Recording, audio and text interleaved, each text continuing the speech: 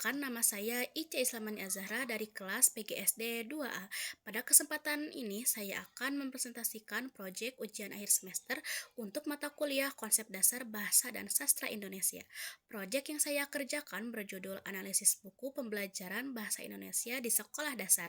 Dalam presentasi ini, saya akan menjelaskan beberapa konsep dasar bahasa dan sastra Indonesia, yaitu fonologi, morfologi, sintaksis, tata wacana, semantik, sosiolinguistik, sastra anak, puisi anak, drama, dan prosa, beserta hasil analisisnya berdasarkan buku yang telah saya pilih. Yang pertama ada fonologi. Fonologi merupakan cabang ilmu linguistik yang mempelajari bunyi-bunyi bahasa serta fungsinya dalam membedakan makna. Fonologi menjadi dasar bagi peserta didik untuk mengenal bunyi, huruf, dan membaca dengan benar. Pada buku bahasa Indonesia, aku bisa bab 1, bunyi apa, halaman 2. Peserta didik diajak menyimak bunyi di sekitar dan mengenali sumber bunyi tersebut. Kegiatan ini membantu siswa membedakan bunyi sebelum mengenal huruf sehingga menjadi dasar kemampuan membaca. Materi ini sudah sesuai dengan konsep fonologi karena menekankan pengenalan bunyi bahasa. Yang selanjutnya ada morfologi. Morfologi merupakan cabang ilmu linguistik yang mempelajari proses pembentukan kata seperti penggunaan imbuhan dalam bahasa Indonesia. Melalui morfologi, peserta didik belajar memahami perubahan bentuk dan makna kata.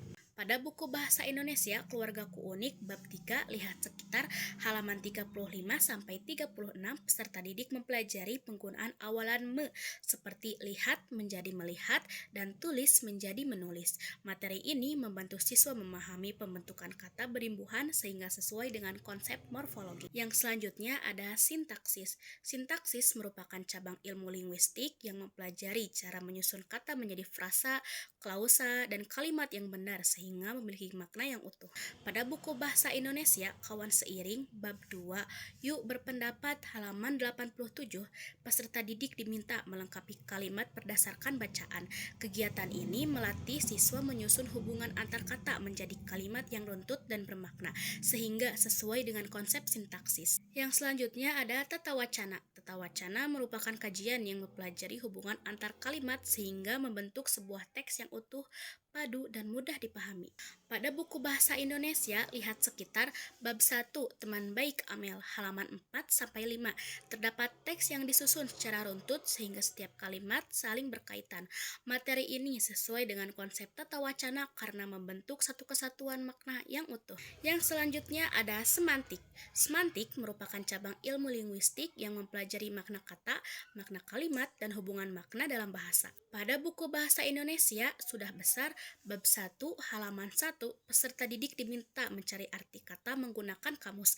Kegiatan ini membantu siswa memahami makna kata dan penggunaannya dalam konteks yang tepat sehingga sesuai dengan konsep semantik. Yang selanjutnya ada sosiolinguistik.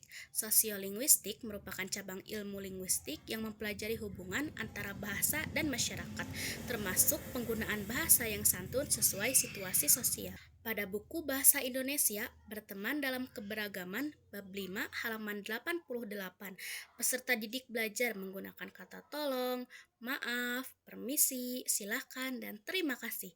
Dalam kehidupan sehari-hari, materi ini sesuai dengan konsep sosiolinguistik karena mengajarkan penggunaan bahasa yang santun sesuai norma masyarakat. Yang selanjutnya ada sastra anak.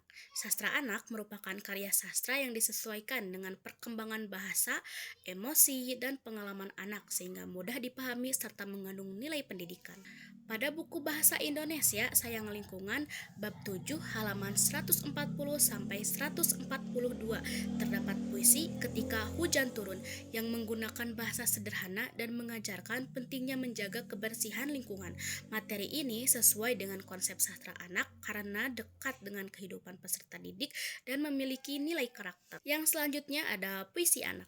Puisi anak merupakan karya sastra yang menggunakan bahasa sederhana, tema yang dekat dengan kehidupan anak, serta bertujuan menumbuhkan apresiasi sastra dan imajinasi. Pada buku Bahasa Indonesia Sayang Lingkungan bab 7 halaman 140, peserta didik membaca puisi Ketika Hujan Turun dengan lafal, intonasi, dan ekspresi yang tepat.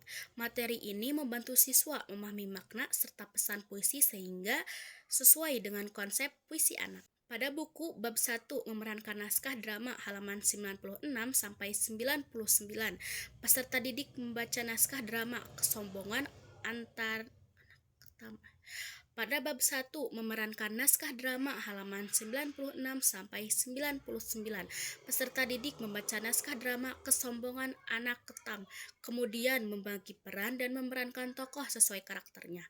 Materi ini sesuai dengan konsep drama karena melatih kemampuan berbicara, berekspresi, dan bekerja sama. Pada buku bab 1 Pahlawan yang Hebat halaman 103 sampai 104, peserta didik membaca cerita Ada Apa Dengan Alif, kemudian mengidentifikasi unsur intrinsik, memahami isi cerita, menemukan makna kata baru, dan menyimpulkan amanat cerita. Materi ini sesuai dengan konsep prosa karena membantu siswa memahami unsur-unsur pembangunan cerita serta nilai yang terkandung di dalamnya. Berdasarkan hasil analisis materi fonologi, morfologi, sintaksis, tata wacana, semantik, sosiolinguistik, sastra anak, puisi anak, drama, dan prosa dalam buku pembelajaran bahasa Indonesia telah sesuai dengan konsep dasar bahasa dan sastra Indonesia. Penyajian materi menggunakan bahasa yang sederhana, contoh yang dekat dengan kehidupan peserta didik, serta aktivitas pembelajaran yang mendukung perkembangan kemampuan berbahasa dan apresiasi sastra di sekolah dasar.